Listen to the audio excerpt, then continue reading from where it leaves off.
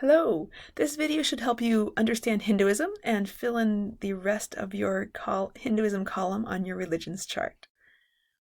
First of all, from the My Life, My Religion video, you should have gotten that Hindus believe in one God called Brahman, and that they believe God is in every living thing, including animals.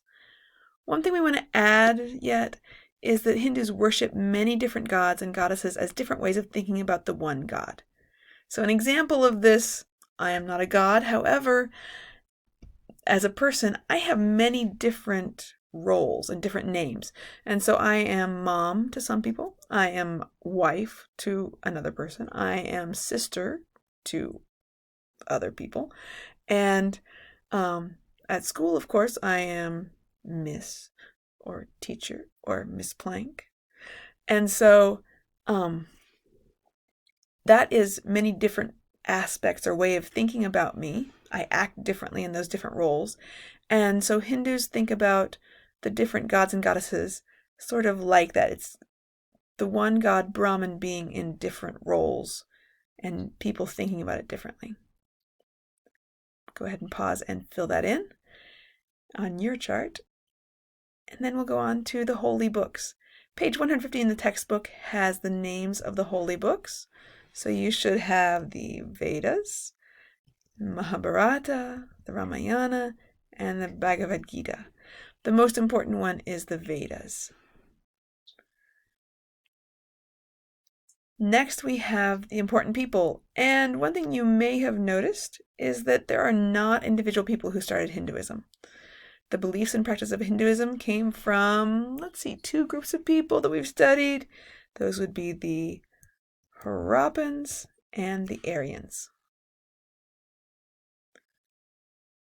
And now, going on to the religious leaders.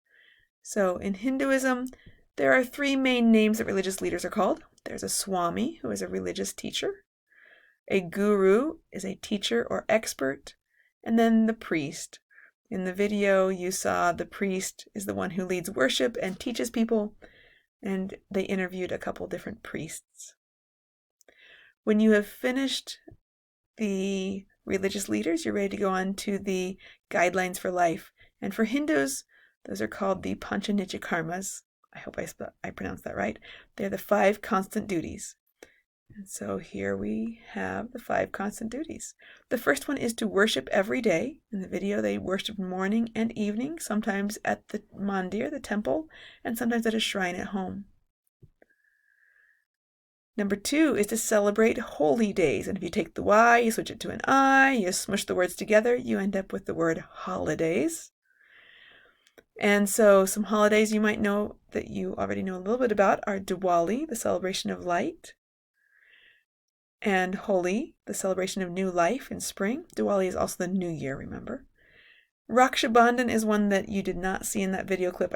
I trimmed it out to make it a little shorter, and that is celebration of brothers and sisters. There are other Hindu festivals and holidays as well. Number 3, this is probably the one that you need to spend the most time understanding.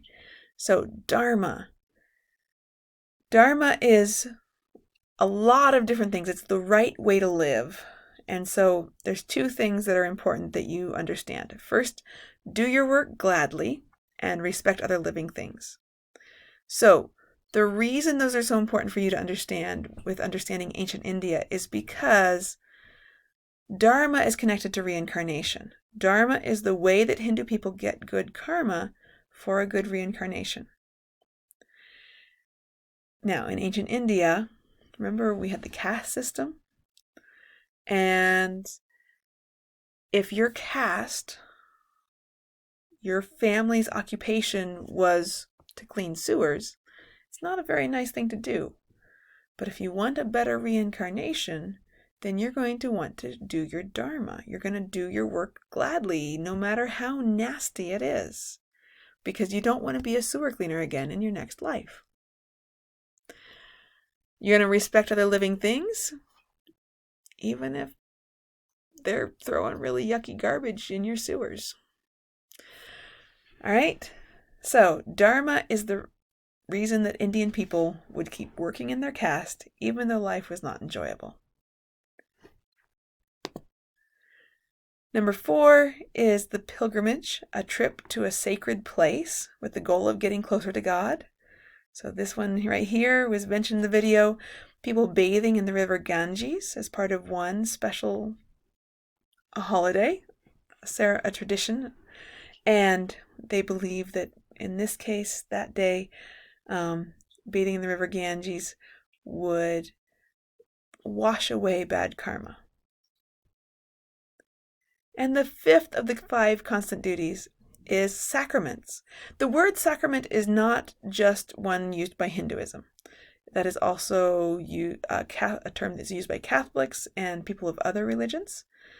Sacraments, in every instance, are special ceremonies for important life events. And they're also sacraments. They're also related to something that's sacred or religious. Okay, so examples of sacraments in several different cultures are weddings and funerals. They mark life events. Hinduism has this picture is of the first day of school ceremony for these boys. And then this baby over here is taking part in the sacrament of, I believe it's called first rice. Basically, it's the first solid food that the baby is getting to eat. The last thing on your chart is the Hindu symbols. And whenever you're looking for a religious symbol, make sure it's actually of that religion. Sometimes if you just look up images, you get the wrong religion. So 2 that are common to Hinduism, there is the Om, which is what Hindus believe was the first sound heard in the universe at creation. And another one that you might run across is the Kalasha, which is basically a symbol of a container that is full of good things, full of things that are helpful in life. There's a coconut and mango leaves around it often, but not always. And I'm not sure why it's a coconut or mango leaves, except those are very common in India.